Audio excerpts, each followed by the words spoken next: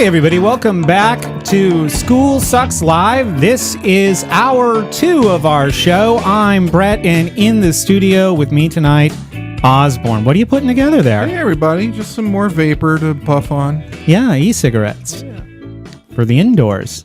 That's right. Yeah. For everywhere. Oh, funny story. Okay. I was filling up my bike at a gas station earlier today, and while I was pumping the gas, I was puffing on my e-cigarette because that's the only chance I have to use it while I'm on the bike because I don't have one wired into my helmet.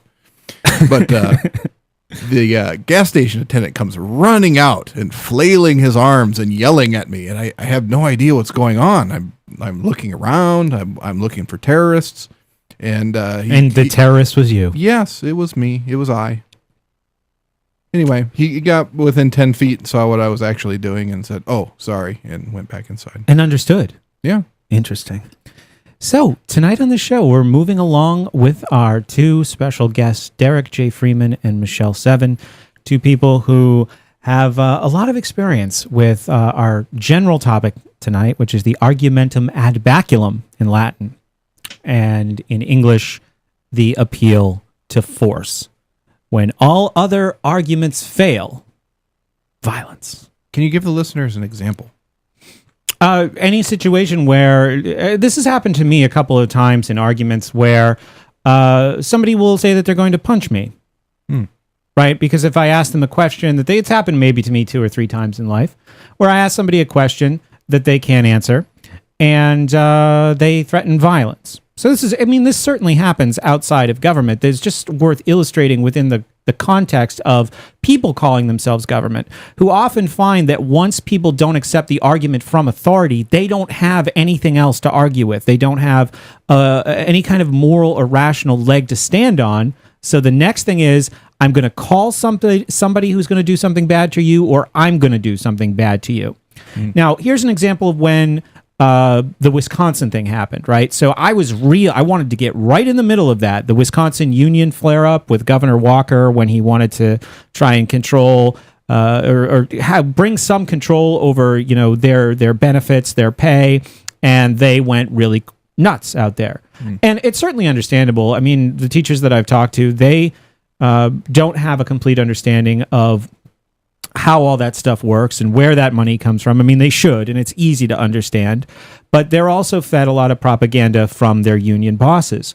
So there was a real panic, and when I started showing up on their Facebook pages and asking them questions like, I would like some of you to come on this show called School Sucks Podcast, kind of poisoning the well, another type of fallacy right there, and answer some questions, and I would say, this is what I want to know. And I wasn't threatened with violence, but what happened was I was reported to Facebook as being some kind of a abuser, that I was the abuser, that questions were abusive.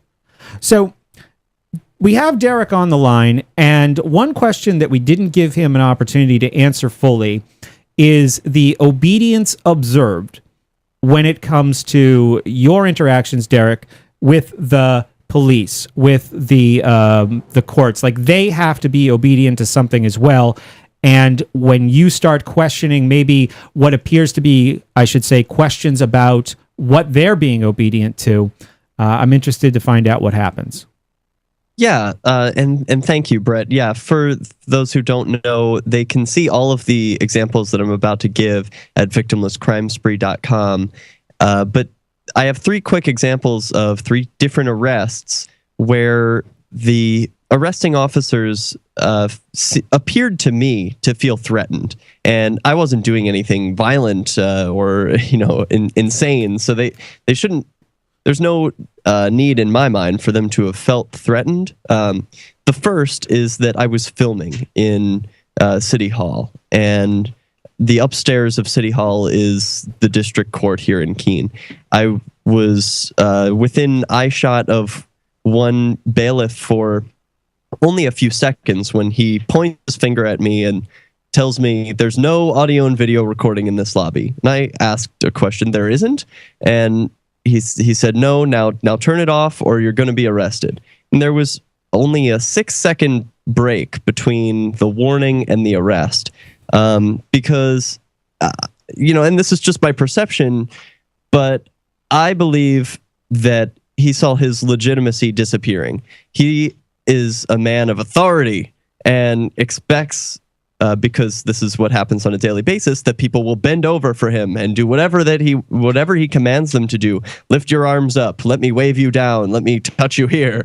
And when people don't follow those orders, right after the command is given, he starts to see that he's not so big and tough, that people don't just follow him because he actually deserves that authority, that they're actually just afraid of him. So he struck fear or attempted to strike fear into me by, taking me away. And I even asked him, can't we just be friends here? And he was not interested in that sort of outcome. The second, Derek, before we go on with the second one, can I just come to that man's defense first?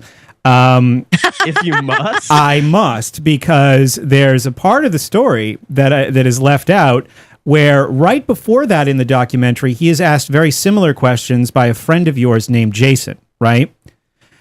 This happened. Is Jason Repture? Yes, this is Jason Repture, now, who was filming upstairs, asking questions that, of course, while I was not present, I could have no knowledge of. Exactly. But this gentleman, it might be that his patience was tried, because in the encounter with Jason Repture, prior to that, before the threat of violence was made, he lasted 26 seconds. I timed that earlier today. So, yes, maybe the second person only gets 6, but the first person got a whole 26 seconds. And the way it went down was he makes an appeal to authority, right? Just like he did with you. He says, he says, I quoted you the federal law, even though he really didn't. He was making things up. And I have to let you know, Brett, that even the movie is condensed for time. And so what you counted as 26 seconds is actually well over 2 minutes. It may have even been closer to 5 minutes. Oh, really? So Jason Rapture was upstairs, and because of that huge difference in time lapse, 5 minutes compared to 6 seconds, my only speculation as to why Jason wasn't arrested and I was, is that Jason is about twice my size. He's way bigger than the bailiff. I'm not. And so I'm someone that the bailiff could easily pick on. At the end of the last segment, we were talking about speculating why I have a different response with a lot of the police officers from the one you have. And I suppose, the fact that I'm like twice your age and I'm a woman, you could say lots of, speculate lots of different things. I definitely think, though, that from what I've seen is that you have been picked on. Even when you were arrested at that at the dance party. If you recall, I was able to reach into your pocket and take care of some business right as they were arresting you. This is true. Yeah. While I was being patted down, while I was having my pockets searched. Kind of like, why is it that I get to do what I want? And oh my gosh, this is probably all going to come back and slap me. Like, I'm sure maybe the Keene police are listening to this right now going, we're going to show you Michele Seven. But up until this point, this has been how it's been. And I do absolutely believe that you were picked on. Well, I would agree. And I think it's more an impulsive thing, Brett and Osborne, because the officer, when questioned at the dance party, Cecilia, one of the hosts of Ladies in Keene here, she was present at the dance party and asked while filming, you don't even know to whom this equipment belongs. Just to frame this for the listeners, a police officer had just taken what equipment I was responsible for, and Cecilia was intercepting and saying, well, you don't know who this belongs to. Why would you just take it? And the police officer said, I don't know. He was totally honest that he said, I don't know who this belongs to. And she says, well, you're just going to throw a man to the ground? You don't even know who it belongs to? He says, yes. Oh. So I really think that they just do what they want. They ask questions later. We'll be back in just a minute with Derrick's second example. This is School Sucks Live. 843, join SSP, Skype in, School Sucks Live, all one word, if you want to join our conversation in this hour. Should you be able to earn an honest living free from senseless government interference? The Institute for Justice thinks so. That's why we've spent years defending hard-working men and women from pointless government regulations.